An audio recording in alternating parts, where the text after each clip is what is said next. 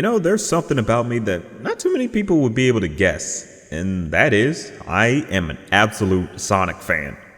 I mean it, from the games, which admittedly range big time in terms of quality, but definitely helped define my upbringing, to the shows that I genuinely get a varying kick out of almost all of them, except Sonic X is just bad, to the comics even when they get batshit insane. Fuck contenders though. All my homies hate contenders. But anyway, I'm a total fanatic even to the point I started getting into fan games. Just waiting on the next official Sonic game to come out. Hopefully it's actually good. Don't worry, I don't just blindly give my money to Sega just because they put out a Sonic product. I ain't that much of a shill. But that just speaks to how much I enjoy the blue blur. I grew up playing the games and watching the shows that it'd be impossible for me not to be a fan to this day. That's why the idea of a Sonic movie had me so hyped. To finally see one of my all-time favorite characters on the big screen, of course I was down. But I can't admit my hype fell when I saw that it was gonna be a live-action CGI hybrid. You raised my hopes and dashed them quite expertly, sir. Bravo! Now, I still believe in giving the benefit of the doubt, so I was still on board, at least until the trailer dropped. Then the trailer dropped. That dirty dish rag they tried to call Sonic was presented to me, and that was enough for me to say, well, you have officially lost my money. But thankfully the fan outcry was strong enough to get them to say, okay, we were wrong, and they fixed it by getting Tyson Hess on board. So now Sonic looked more close to what Sonic should look like. And then we finally got to see the movie with the better model. And I honestly mean it, it was fun. Yeah, I wished it was a fully animated Sonic movie, but for what we got, there was a feeling of care that came across from the people that worked on it, and it did get me on board for this movie franchise and excited to see what happens next. Now, I'm not one to say everyone should absolutely love this film. I'll admit it is flawed in some ways, but I couldn't help but see a few criticisms rallied against it. Everyone's entitled to their opinion, but a few of these are kinda out of line, I'ma be real, so I think it's only necessary to properly dismantle a few of these, let's be honest, nitpicks. Pop culture references. Okay. Okay, let's tackle this part first since it's the most abused criticism when it comes to films in general. Listen, people need to stop adopting Doug Walker's very dated way of thinking, especially when he barely follows his own rules himself, but that's a topic for another time. When it comes to film, there's nothing really that wrong with pop references. Sure, they can be a bit distracting at times and sometimes date the film depending on the reference you use, but they aren't inherently bad. It really is not that bad for this movie considering who this movie is about. Sonic the fucking Hedgehog, the 90s mascot with a too cool for school attitude. Even his own games have a bunch of references, lest we forget the Death Egg in the old games, or even Super Sonic, which was just Super Saiyan from DBZ. I know some people argue, but it's distracting from the movie. I'm a guy with ADHD, and it's not that hard to pay attention after a reference is made. If you find yourself losing attention because of a 1-second reference or even a few, then you probably shouldn't be engaging in entertainment. I'm gonna level with you. It shouldn't be hard to get into a movie because a reference was made. And someone might throw this at me, what about the Keanu line? This was when he saw Tom and Maddie watching Speed, which came out in the 90s. Guess what era Sonic's from? Exactly. Plus, it makes sense for Sonic's character here since he has old comic books and looks through people's windows as his only culture to pull from on Earth. Really, it's just a dumbass, very outdated way of criticizing any type of movie. This movie takes place in the 2020s, so it's fine if it's like, oh, this character referenced something that is actually a part of our culture that we like to talk about on a regular basis. It's really just kind of asinine. Moving on.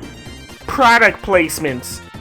Now this one's sort of in the same boat as the references. People hate products being all over the place in movies, but honestly, it's happened so often that you tend just to not care. Sure, snobs would say you should care, but fuck them. Who cares if they think it's distracting? I see this stuff and I think, yeah, if this takes place on Earth, that makes sense for us to see that stuff. It'd be kinda weird if we didn't. Now, sure, in some cases, it's not done well, to which this movie can be guilty too. Like for instance, the Olive Garden stuff. It's just a slogan and pointing out what it's selling. There's really nothing that special to it. The only apps on my phone are the ones that came with it. In the Olive Garden. Because when you're there, Your family. What an odd thing to say. That, I'll admit, is more distracting in that no human being does that, like, at all. it really does come across as forced. But again, it's not really that distracting since it's only for like a few seconds. The other product placements like Zillow make sense in context of the film since Tom and Maddie are literally moving and looking for apartments. Why wouldn't they be using one of those apartment websites? Seriously, it's just one of those cases of if they're using the product how it's supposed to be used, fine, whatever. Like, oh, we get a shot of the Zillow website. Is that really that bad of advertising? Like, I'd expect them to be looking on some type of apartment website. Like, whatever. So you see it. Who cares? Really, it all just falls in line to just nitpicks more than anything.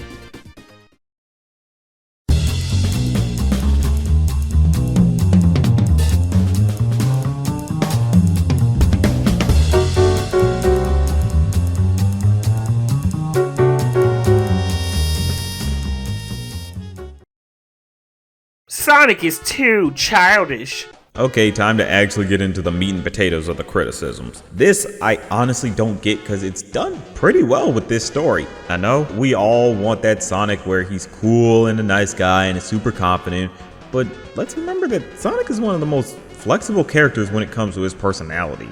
Sometimes he's too cool for school, other times he's a super sarcastic and a bit cynical guy. He tends to vary based on who's writing him. Here it makes sense for Sonic to act more akin to a kid. He's been all alone for most of his life and didn't have any parents around, so why wouldn't he act like this? And honestly, I think this is a unique side to see from Sonic. We don't often get moments where he gets to be vulnerable. The moment at the baseball field was a genuinely heartfelt moment, and that's something I felt Sonic kinda needed. Hell, we can't forget how Sega has mandates indicating Sonic's not allowed to cry. But this movie went past those and gave us one of the most genuine Sonic movies we've never really got. It's one of the things that gets you interested in seeing if they build on it for the sequel. So it's definitely one of those criticisms that comes across as pretty unfair to the movie. I know purists want to have their perfect Sonic portrayal, but just understand there kinda isn't one. The comics have a good portrayal, mainly due to Ian Flynn and many of the other people writing him, but that is a portrayal made for that particular media. There's a reason you don't see that version in the games. Movie Sonic definitely works for this story, and he honestly works well with the human characters. Speaking of which, It's live action and has humans. look, I know we all want a fully animated Sonic movie. I very much am holding out for that one day as well. But I gotta be real, it probably wouldn't have done that well if it was fully animated. Now before you draw your guns, hear me out. We've had animated movies based off of properties before that didn't do pretty well. We all know Powerpuff Girls the movie, Teacher's Pet the movie, Wild Thornberrys, and much more. Hell, Batman got a fully animated movie and even that failed at the box office, and it was a way more popular property. Now, some of you might throw stuff at me like the SpongeBob movies, which did do good, but that was a global phenomenon that a lot of people still enjoyed. Sonic, and we have to be able to admit this to ourselves, is still fairly niche. Yeah, the fan base is strong, but not strong enough to guarantee giving a fully animated movie a great box office turnout. You gotta remember, mainstream audiences just don't turn out for new animated movies like we wish they would unless you're Disney or Pixar, which, to be fair, is still Disney. Now, you might say, what about Illumination? Yeah, they got it good with the first Despicable Me movie, and every movie after has basically been something that's fairly similar in tone and humor. So of course audiences would flock to those movies. But for Sonic, this movie had to work more as a foundation. It needed to show at the very least that Sonic can work in movie form. You may point to the comics and just say they should have just adapted those, but let's be real, that wouldn't help since 1, the Archie run had to die, blame Ken Penders, and 2, the IDW run is still a bit fresh coming from a place of continuity from the games with a bunch of characters that would have made it way too overwhelming for the uninitiated. Let us remember, the first game started with just Sonic and Eggman. It wasn't even the best game, but it laid a good foundation to build off of, which is what any franchise starter has to do. Look at the MCU with Iron Man 1, Lord of the Rings with Fellowship of the Ring in terms of movies, the first Toy Story movie, or even Star Wars with A New Hope. They aren't considered the best out of their selection of films, but you can't deny they are important in getting people on board the idea. And that's what the movie does, possibly here. It gives just enough for the crew to build from and possibly do something unique for the sequels. We get a glimpse of the Echidna clans, which they possibly will build off of. There's a good chemistry between Sonic and Tom that I honestly would like to see fleshed out more. Tom comes across as an actual human versus the other live action CGI fodder that has people acting more like cartoon characters even though they're real people. Can't help but feel like that was the crew wanted to make it up to James Marsden for Hop, even though they didn't make that movie. See? But anyway, it's possible that the next movie will move away from Earth and back towards Sonic's world, which I'll admit is far more interesting to see. I mainly say that with reports of the next movie being filmed in Hawaii. This movie kinda had to be made this way, otherwise you just wouldn't have a movie at all. I can admit it's not my definitive Sonic movie, but I think it's fun if you just sit back and don't overthink it, and can lead to a good franchise depending on what the crew of the sequels plans on doing. There could be potential in this possibly, but we ultimately don't know until the next movie comes out. I get fears of this franchise being ass, with stuff in our history being pretty weak on the start and having a weak follow-up, but this at least has the semblance of care shown through it. It didn't deserve support just because the company listened to our demands. Okay, this is the last criticism, and it's genuinely one I wanted to address personally. Now, I don't believe 100% you should have gone to see this movie just for the redesign. I mean, it was revealed that the head executives were money-grubbing lame asses by not allowing the designers to fix the design before they revealed that butt-ugly Brillo pad they called Sonic. But I do believe if you were some of the ones complaining about the design before the fix, there's a bit of an obligation to at least see the film in theaters since they listened. I mean, we've had cases where the studio listened to the audience and the audience didn't bother to support the movie. Look at Smurfs. There were 2 live action movies that fans complained about for being live action, and then the studio listened to them and made it fully animated, and people still didn't really turn out for it. It bombed domestically, which basically told the studio not to bother with that franchise anymore. So for the studio to fix the problem with Sonic, especially for the first outing, they were owed a bit of a benefit of the doubt. Now, I'm not saying they earned your praise and worship right off the bat. If you still felt like it wasn't that good a movie, that's perfectly fine. Not every movie is made for everyone. I'm not making this video to tell everyone they need to absolutely love this movie or that it's free from any and all criticisms. Far from it. I can see some of the flaws and some of the gripes this movie has against it. It could have used more action scenes with Sonic doing more tricks, especially when he was running around the world. Humor can be hit or miss depending on your taste. We could have spent more time in Sonic's world versus being there for 5 seconds and going to the boring human world. The whole Tom being labeled a terrorist plot point was useless and didn't amount to anything. It's not a perfect film by any means, but I don't think some of the criticisms were fair against it. It is a fun movie with good moments that I have wanted to see from the Sonic franchise for a long time. I've wanted to see a vulnerable Sonic. I've wanted to see Sonic bond with someone proper outside of the stuff in the comics. I've wanted to see Sonic have a semblance of development to his character, and I very much wanted to see Sonic on the big screen. I don't think the humans are really bad, like, at all. Jim Carrey's interpretation of Eggman is fun and kind of plays into the idea of an unhinged scientist. Tom is pretty relatable with how he reacts to the situation, more like an actual person versus the humans and other live-action CGI fodder. This movie was something I don't feel should be judged on what we wanted, honestly. No movie should be judged like that. Any piece of media should be looked at more from the perspective of what the crew was trying to accomplish more than anything. Never from the perspective that people wanted to sell you a bad product. No one, particularly the crews of any piece of media, wants to give you a bad product, and it's unfair to treat anything like that. I hope I was at least able to get some people to look at this movie a bit differently, because I don't believe it was made purely out of greed, save for the higher up executive reasons. It has a genuine care that I feel shines through, and I think shouldn't be overlooked. But that's just a thought. You're no match for me. I've been training for this my entire life. And I had no training at all, yet here I am ahead of you. That's gotta be embarrassing.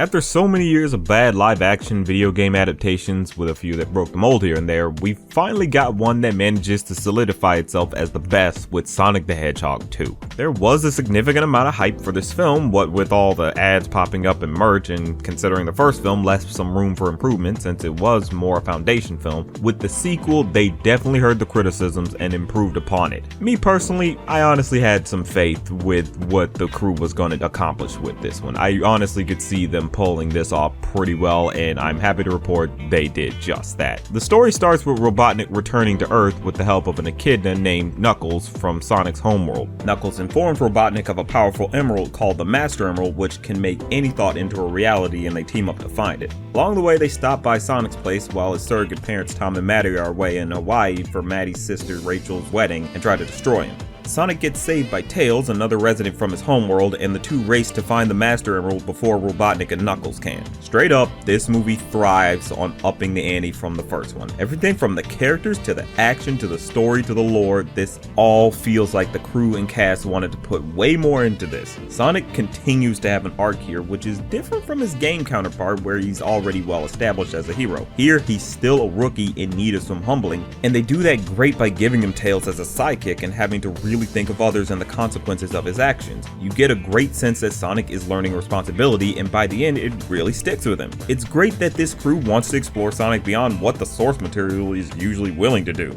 Not to knock the source material, but let's face it, we've been kind of starving on some content right there. I'm just gonna say that. You just love to see it. Tails is made like his roots from the games in that he's very much a sidekick slash fanboy who's a full-on tech whiz who can still fumble on his inventions. He's enthralled by Sonic and came to Earth just to help him out. He has that lack of confidence that people associated his origins with and grows a strong and somewhat cute bond with Sonic. They both work so well off each other that you get a feeling of siblinghood from them. It has a fun progression that I think many can enjoy. Knuckles is sort of the same but different in this movie. What I mean by that contradictory shit is he's very much a badass like we've gotten in the 2D games, but he also can be pretty boneheaded. But it's not because he's a meathead, it's just because here he's a full-on tribesman. He's sort of like Drax in a sense, considering he's a fish out of water and doesn't understand Earth culture. So of course he seems unaccustomed to things because he's out of his element. It gives a reason for his character and intellect and why he acts a certain way. We get a better sense of his life with his tribe here more than what we got in the games. It's pretty surprising how much more they put into Sonic and the gang than the games. All of them have good reasons for their characterizations and motivations. At no point will you feel like they were skimping on character building. I will say Idris Elba puts a different spin on Knuckles here that's pretty fitting actually. If you're a Knuckles purist, you may be dissuaded by the accent, but it works for him. It might take getting used to, but his character actually goes with the accent. And for real, all the voice actors do great here. Ben Schwartz is doing great as Sonic and capturing that cocky attitude to a T, while also adding the more emotional sides to him. Colleen O'Shaughnessy, who's a veteran Tails voice actress, does excellent in showcasing his fanboyness, as well as his lack of confidence and little brotherisms. Robotnik is just a hamtastic time. Jim Carrey is clearly having as much fun as he can in this role. He's so over-the-top goofy that you will have a good time when he's on screen. He continues to put his own spin to such an iconic character, and it's pretty entertaining. Him and Knuckles basically have that story from Sonic 3 and Knuckles, and for those that have played that one, you probably already can tell where this movie is going to go, but it's still good with how they executed it. Agent Stone, played by Lee Majdoub, if I said that right, returns, and the man is simping hard for Robotnik. He definitely has more of a sense of control for himself, but not so much that he wouldn't fall in line to Robotnik. Now, the other human characters, Tom and Maddie, played by James Marsden and Tika Sumpter, are here and they do take more of a back seat this time around, but not so much that they're not important. They have a fun sense to them, and honestly, it won't leave you mad that they're there. Unless you're just bitter. They actually have some build up from the last movie with their connection to Sonic. They do build upon the family aspect in this one, which was what I personally wanted to see. You get Tom and Maddie getting into the role of being parents, and they're pretty excited about it, and it just fits them. They also bring back Rachel, Maddie's sister, played by Natasha Rothwell. She's clearly just having fun, which kind of gets infectious for you as an audience member. She's just having fun, so you're gonna kind of have fun with her. You can just enjoy your time with the regular human characters, since some of them are given more to do, and the actors all have a good energy to them, while just being more supporting characters like they should be. There's a good feeling of lore that we learn about in this movie, all building from the first movie. If you were wanting more lore from the first, this will satiate your appetite. There's good callbacks to the first movie that connect pretty well. This movie is for Sonic fans, big time. There's a lot of fun Easter eggs throughout the whole film that's gonna get fans really excited. I'm a big fan of Sonic, very much so, as you probably can tell from my channel, that I just really really could have a good time with a lot of the stuff they were throwing in for this. They're pretty clever in making sure the game references work story-wise so they're not distracting for anyone not familiar with the games. It most definitely feels like a movie by fans for fans, and it works great for the uninitiated as well. The action is very much on point with a lot of thrills. They clearly wanted this to feel like a ride, and it doesn't disappoint. I saw this twice in theaters, one with 40X and one standard. I can say the 40X enhances the experience. If you get the chance to see it in 40X, you will have a blast with all the action scenes. The animation works pretty well with all the action. There's a few moments that can look choppy, particularly in some parts with Eggman and a certain giant robot we've seen in trailers. I mean, you get why, since it's humans working against CGI entirely from background to characters, with a budget that had to be spread properly. It's not terrible, but you may notice a few less than stellar shots. Now, I do have a few gripes, be they somewhat minor. There's constant pop culture references throughout the movie that can be hit or miss, and a few too many. You can understand it with Sonic living on Earth for so long and just watching television for most of his life, and Robotnik just trying to be funny, but you get a smidge tired of them. There's also some scenes that run just a little too long with the human characters at the wedding. It's not bad, but for a few seconds you might forget what movie you're watching. It probably could have flowed better if it connected more with the main plot with certain characters, but it's not bad like I said. It's entertaining enough and the actors carry it through that it's not too noticeable. I honestly wouldn't remove any of these scenes, they just needed to be trimmed down to help keep pace a bit. But overall, this is just a great fun adaptation of a beloved character. It pushes beyond what we got in the games and gives a good detailed lore that will make you want to see more. The characters are all fun and great with more to them that adds a good sense of depth. The action is on point and thrilling, so I very much can recommend that part. This movie lives up to the hype and is a fun time for all, be they longtime fans, movie fans, or plain casual viewers. It's a film you definitely want to speed your way to go see. It's interesting to think about the year Sonic the Hedgehog has had, isn't it? There are a few game franchises that are able to have a good year, lest we forget the year of Luigi, but usually that all stems from the game aspects. For Sonic, his year in games was pretty good. Sure, there was a somewhat rough spot with Sonic Origins, which isn't as strong as, say, the Sonic Mega Collection that came before it, but it works as a good means to play the original games in HD. Then you have Sonic Frontiers, which absolutely was a great showing from Sonic Team that they're finally taking Sonic seriously. Sure, it has some rough spots, that Pinball Park can eat a fat one, but it clearly made a point that they're gonna push to make quality Sonic games again. There's a great framework for them to build from that the boost games didn't lend themselves. The open zone and combat mechanics can easily be improved upon with each new game, so here's to hoping. But it doesn't stop at the games. Of course, you have the comics, which were consistently hitting a good high in their quality, especially with getting to their 50th issue this year. Also introducing Surge and Kit, who became fan favorites. Then on the movie front, Sonic the Hedgehog 2 ended up proving to be the best live-action video game adaptation. A great sense of characterization that fans have been wanting to see in the games went a long way for it, as well as a fun story that plays to the spirit of Sonic. It just goes to show playing to fans can work out for you, as long as it plays to the right fans and not the Rule 34 fans. Y'all know who y'all are. Oh, you nasty. This year has proven to be Sonic's, which culminated in what the fan base has dubbed the Sonic Sweep, and that makes perfect sense to call it that. Nobody else in gaming has been hitting this type of stride, but there's still one show that closes this sweep out on a very strong note. That being the highly anticipated Sonic Prime, a new Sonic animated series that lives up to its hype. It's different from the most recent Sonic series, with it being more focused on telling an actual full narrative rather than just being an epic Sonic comedy show, though Sonic Boom definitely had some gems for its jokes. This must be what birds feel like! Look at me! I'm a penguin! Meteors are shooting stars. We shouldn't be running. We should be making wishes. I wish for a pony. And I wish you'd take cover. How come your wish came true? You know, Amy, anytime someone calls attention to the breaking of gender rules, it ultimately undermines the concept of gender equality by implying that this is an exception and not the status quo. Himbo Knuckles was certainly a treasure.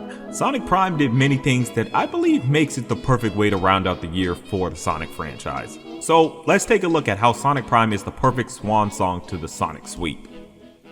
And it's also the best Sonic series.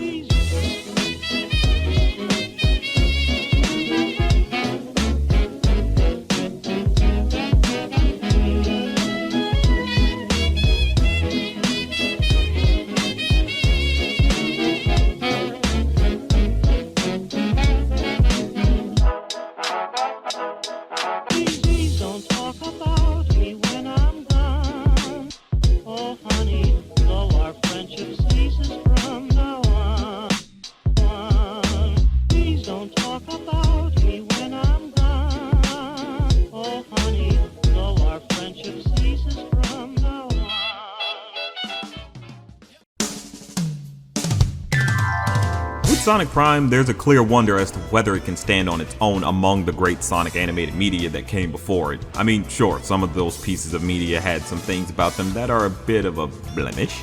What? What? Whoa! No!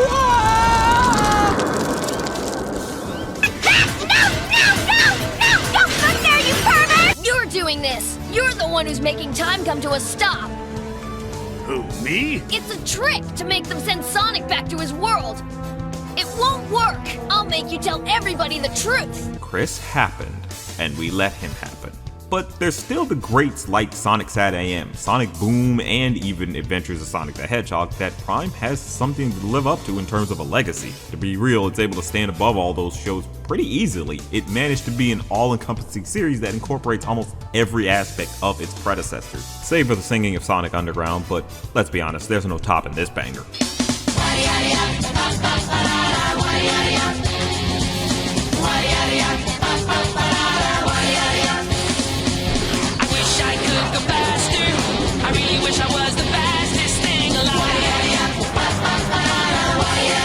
The one thing people tend to love about Sonic series is how the characters are portrayed, and here they do things in a more unique way. The main setup is that following an incident involving Sonic and the gang and the Eggman fighting over this stone called the Paradox Prism, Sonic gets flung into alternate realities where he never existed. There's a lot that the show can explore, but we've only been given 8 episodes in this batch for now, so we can only go off of what's been given to us so far. But with what they do, there's some good character work here. Sonic acts just about how you would expect with him being a loving guy who's all about doing the right thing. He cracks jokes, he kicks the buttocks, and all that smooth jazz.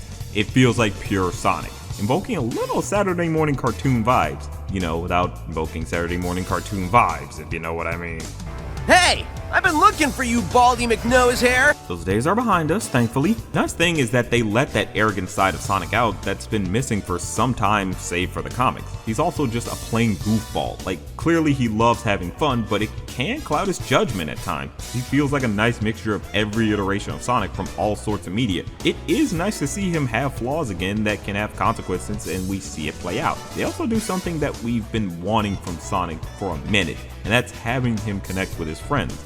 Of course, in this series, these versions of his friends have never met him, so he basically has to reconnect with them, but that brings me to how the gang is characterized in each dimension. Now, there's multiple dimensions that Sonic goes to where all his friends have different iterations, so I'll only go over the more prominent ones, because otherwise we'll be here all day. We get a version of Tails who basically didn't have Sonic there to help him out when he was getting picked on when he was younger. A different take on Tails' official origin from the original games. In this Eggman-ruled dimension, Tails, or as they refer to him as 9, became a lone wolf, or fox in this case,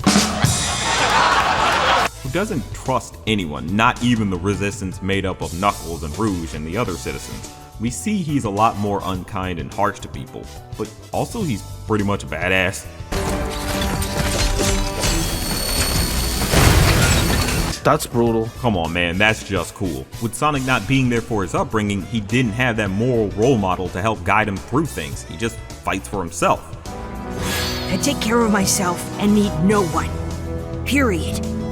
Why do you think I live down here? To avoid everyone. You included.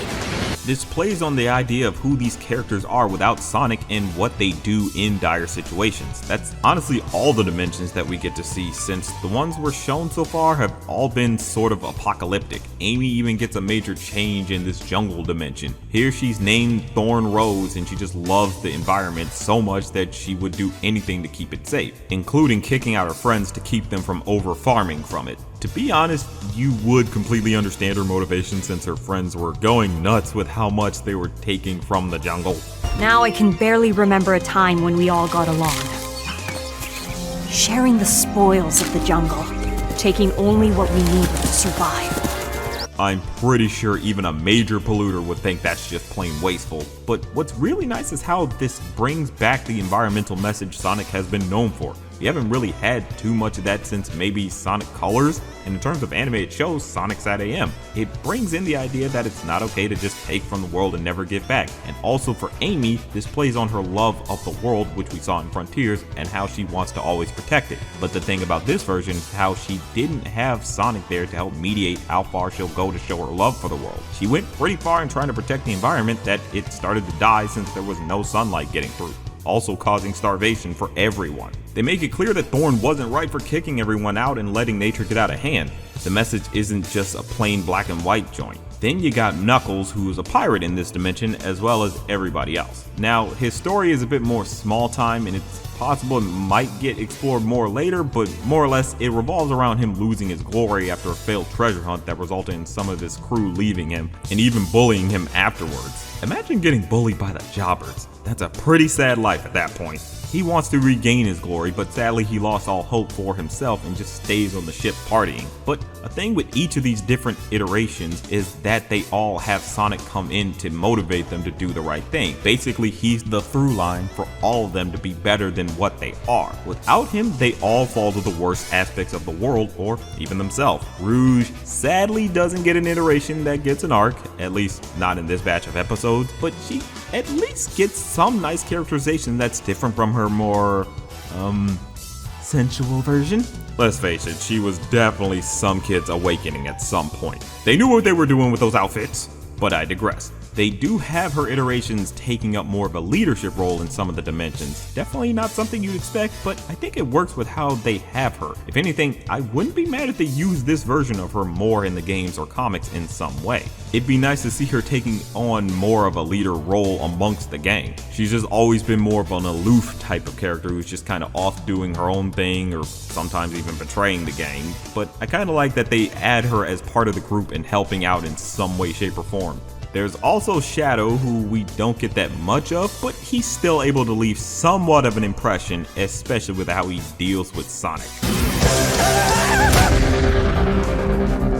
So, I know what you're thinking. You got knocked the fuck out, man! It leads to a really cool moment that I'll get into later. Now we come to Eggman, who gets a whole council of himself in the dimension he took over, all being different versions of himself in time. Think the Council of Mandarks in the Dexter Ego Trip movie. They all act as a sort of version of Eggman from infancy to old age. It is interesting to see them play off each other, but they're not bumbling idiots. They show why they're a threat to take serious. They even roboticize Amy, granted of her own free will, as she states, which is pretty dark when you think about it. Amy actually gave up and just let herself fall to the Eggman regime. It's even crazier to think that they bring back the Eggman taking over the world plotline from SatAM, the Archie comics, and even Sonic Forces game, but you know, good like the former. It speaks to how important Sonic really is in his world, because everything falls apart without him. What's a bit surprising about the characterization and why it's done so well is they have Ian Flynn, a major writer for the Archie and IDW comics, on board as a consultant. It makes perfect sense that they were able to get everything so right on this front. I was constantly thinking, this feels like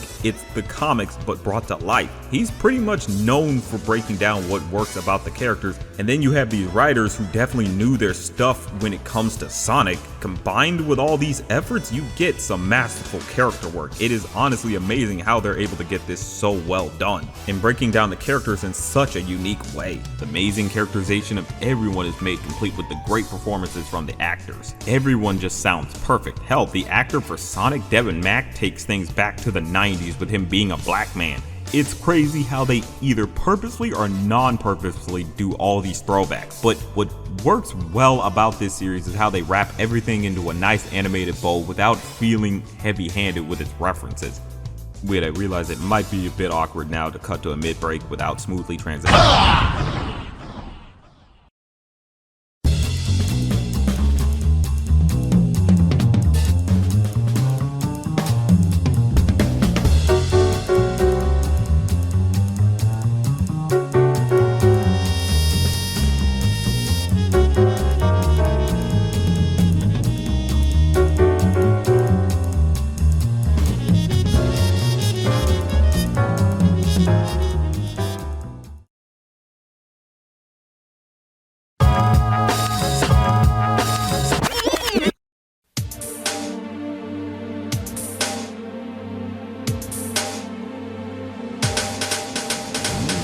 There's this astounding level of details in this series. There's plenty of references that don't feel forced and are more a labor of love. Something we saw similar in the Sonic the Hedgehog movie. They're fairly implemented so they don't feel like an amateur's interpretation of what Sonic is. For instance, Sonic actually collects rings and they act as health for him. He can even get hit and lose them. No other animated media really did that, or the fact that there's loops in the world and Sonic actually acknowledges it. It's done in the movie, but you know, it's kind of it's there and it's nice, but here they actually make clear that it's like this is part of the world and he acknowledges it, and it's like more of a landmark of his world, which is great for the audience since that raises many geographical questions about this world that I don't think any of us need answers to. They put a lot of effort in making the game mythos work in some fashion with the story. It's not intrusive and it's truly commendable on the crew's part. Man of Action did their homework with this, and I gotta say, kudos to them for that. What gets me though is how the voice work for this series is done really well. They're all different from the game voices, but they fit like a glove. Sonic is so reminiscent of his 90s Jaleel White portrayal, even his more in-your-face attitude. Pardon me, what do you call this place? Are you ignoring me? You're ignoring me. Why are you ignoring me? Or on-your-face attitude in this case. There's just no pleasing you people. What do you mean, you people? Oh god, HR is gonna have my head. Honestly, everyone sounds so good as these characters. Tails has a bit of a deeper tone, Knuckles is definitely deeper, but it changes each dimension, which is kinda interesting and kinda works honestly. Amy is good and shows off the caring yet can be done with it type of attitude she has. Rouge comes across as less sensual, but still a nice medium that they were able to find that would be distracting as her original version, let's be honest. Shadow is brooding but not as raspy as his current voice. Eggman is menacing yet funny when he needs to be. And Big is... Big. Okay, there was no way to actually get him wrong. The actors all play these roles perfectly. Even understanding the basics about them to be able to portray them in alternate versions and giving their arcs more gravitas. You can feel the emotional side to the characters come out when it's needed. Hopefully we get more of the Prime Dimensions versions of the gang to see how they work aside from just flashbacks. Honestly, if they were able to do new voices for the characters in the mainline game, they would work perfectly. Now, this show doesn't stop at good references or good acting. The animation is top notch. There's some unique stuff they do for this series that would make you say, damn.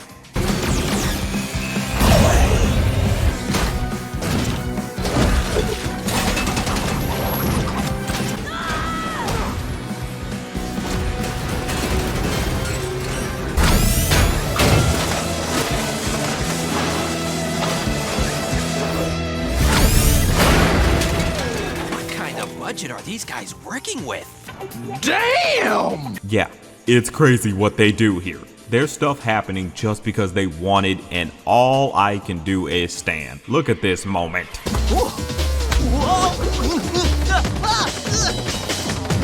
There's no reason for him to do this, but it looks really cool. I love that rule of cool approach they went with for this show. The action is exactly what people would want out of a Sonic series. They go above and beyond by having unique angles during the fights. It's actually the most exciting fight sequences we've gotten in any Sonic media. The use of one-shot camera movements, to be real, set a new standard for action sequences in 3D animated shows. It's just a pure spectacle to watch. And then you couple that with the combos they do in this show.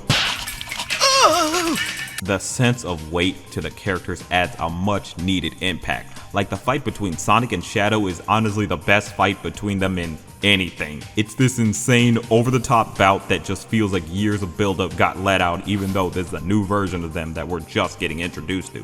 It just gives fans what we've all been wanting to see in a Sonic and Shadow fight for the longest. Of course, it ain't appeasing the fans that want to see a different type of bout between them. Y'all do you, but the animation goes beyond just the great action. The expressions on the characters' faces allows for some good emotional weight or good humor to shine through. The squash and stretch is always welcome in 3D animated shows, and it proves why it should be used more often. Too often are 3D animated series very stiff in their movements. I'm just ecstatic that money was put in for this series to shine on its animation. And thankfully, it's not done too much to the point that they don't feel solid. They know where the squash and stretch needs to happen and when they need to cut back on it, especially when it comes to like impacts. Not to mention the designs are pretty nice. I can tell you now, there's definitely going to be so much fan art coming for all these alternate dimension characters. It's just a law of nature, right up there with the law of gravity. Now I better see some toys on the shelves of these designs. I'm serious, the toyegeticness of these characters just oozes merch. So we better get that good stuff for sale. We'll take 20. But I digress. It's so nice and pleasant to look at that it definitely holds as the best looking animated Sonic series. I mean it. Nothing is really touching it in terms of animation quality, but I can't even stop there because it does stand as the best animated Sonic series so far, even though there's still more of this show on the way. It's fun to think that this is the way to end off the Sonic sweep for this year.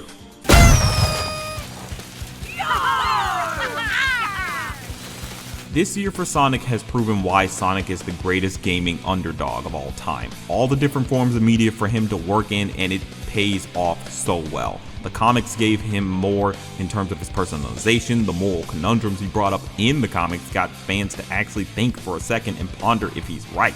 That's how you engage your readers. The movie set a standard for live-action game adaptations that even still there's a struggle for the industry to understand. It also gave a unique take on Sonic with him not just being a plain hero to be a hero, but more someone who actually has to grow into the role of being a hero. He had to learn a lesson that previous versions had baked into them from the start. There was something new for fans of the franchise to be surprised and interested by. It even brought back some respect to Knuckles that many of us felt he wasn't getting in the games. Granted, you also can attribute that to Idris Elba voicing him and people, thirsting really hard. And then you got Sonic Frontiers, where we're given a new framework for Sonic Team to build from and realize the full potential a good Sonic game can have. Not to mention the great character work we got with everyone learning to stand on their own without needing Sonic or choosing to go off and grow. And thankfully that new dedication paid off because it sold pretty damn well. And also there's a nice roadmap for more to come that's all free. It just makes it clear that Sonic is nowhere near done as a franchise, and Sonic Prime is a great culmination in that feeling. The series harkens back to olden days of Sonic with his too cool for school attitude, while also keeping him grounded in knowing when to take a situation seriously. They let him be flawed so he can grow rather than just being a hero who always does everything right.